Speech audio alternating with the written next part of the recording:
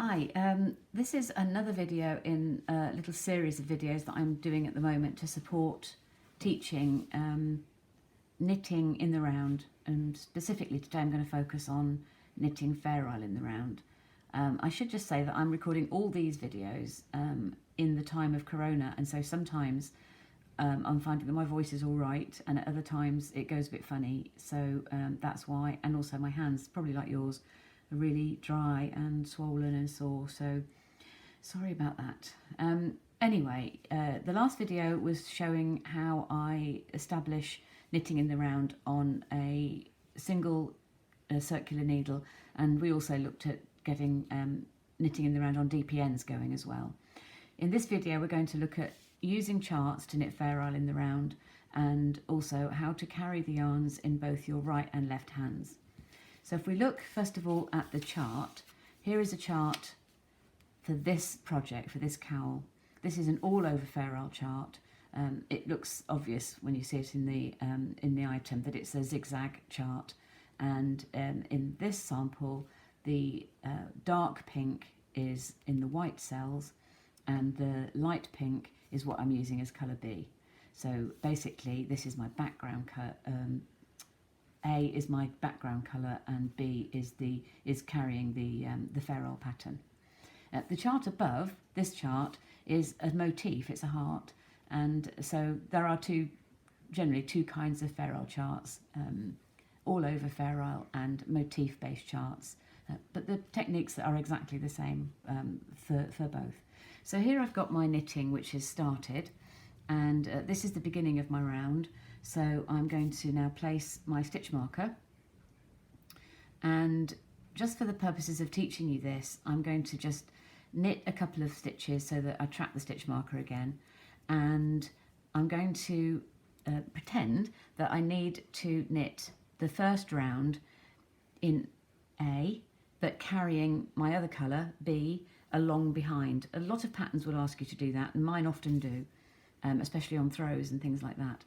So when a pattern says join in B, or whatever contrast colour it is, all you do is lie the tail of your next colour, that's B, over the top of A, and hold it in place while you knit a stitch.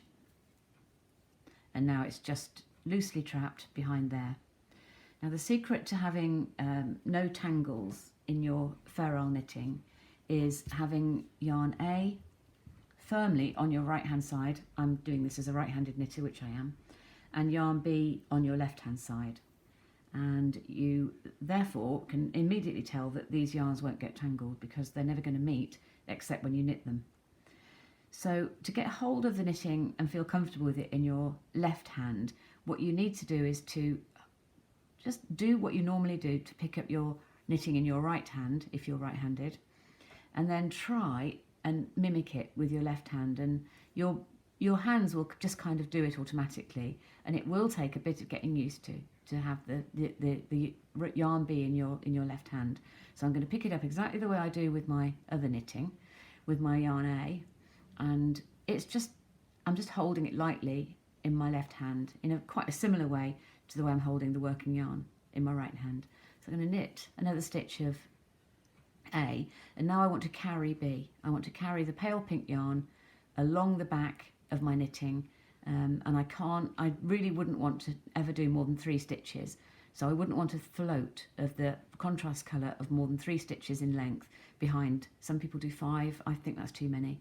Anyway, so into the stitch with my right hand needle tip, and then I go underneath the contrast colour yarn, so it goes into the stitch and underneath B, which is lying on my index finger, and then you knit the stitch normally, and if you slightly lift B, you'll find it just falls off behind the knitting, and when you knit the next stitch, that traps it behind the next stitch. So you can see that it's a 2-stitch movement really.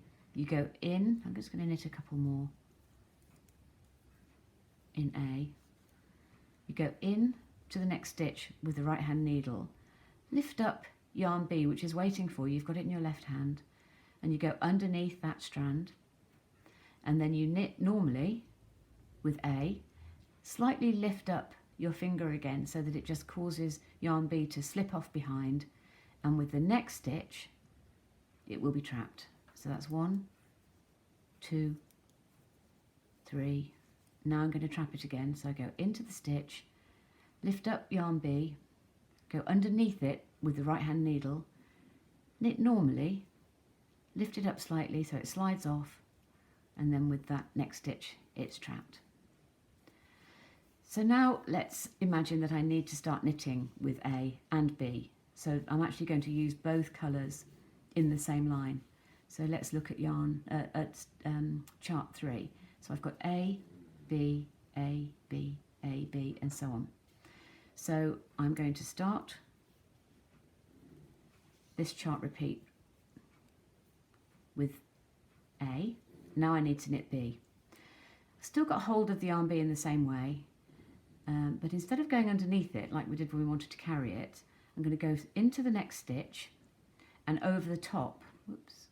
I'm going to go into the next stitch and over the top of yarn B. So I just go over the top and pull it back towards me. That's A. Now let's do B again. Here it is, just waiting for me in my left hand. Into the stitch, over the top of B, and scoop it back towards you. It's a tiny movement, and that is continental knitting. So you go in, lift your finger up so you've got B there, go over the top of it and pull it back to you. And every now and again, as with any knitting, you'll have to just rearrange your stitches, get comfortable. So I'm going to pick it up again so that it's waiting. What people struggle with is the strange feeling of having the yarn in your left hand and also trying to get that tension right. But actually, once you've had just an hour or two of practice, it does start to become, it starts to feel quite normal. So in you go, through the stitch, over the top of yarn B, over the top of it to pull it back towards you. What sometimes people get tempted to do when they're just starting is to do it that way. It's actually quite tricky to do it, but you can do it. And actually then, if you do that, you'll know you did it wrong, because when you come to knit this stitch in the next round, it'll be twisted. So it's very important that you just remember to go in and over the top and pull it back towards you. It really is a tiny little movement. So now let's imagine that we need to carry yarn A. So if we look at this chart, if we look at this line here, which is line 5, we've got 9 stitches in a row, which are in the contrast colour. That would be the pale pink. So obviously I'm going to have to carry the main colour behind it because I can't have a float that's 9 stitches long. So I'm going to imagine I'm needing to knit it for 5 stitches. So I'm going to knit 5 stitches now in B. 1, 2. Now this is the point at which I need to carry yarn A. So I go into the stitch and I bring yarn A, which is the one I want to carry, all the way round both needle tips, and then I hold it out of the way with my thumb, knit the next stitch in B, take yarn A back and knit my last 2 stitches. So let's do that again.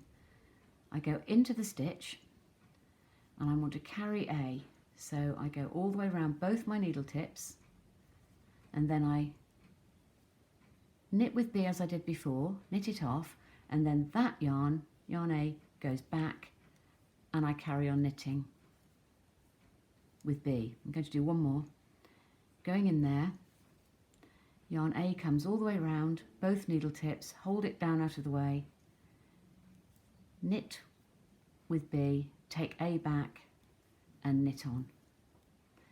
So in this video we've now covered how you start your second colour, how you carry the contrast colour behind, how you knit with that, and how you carry your main colour behind.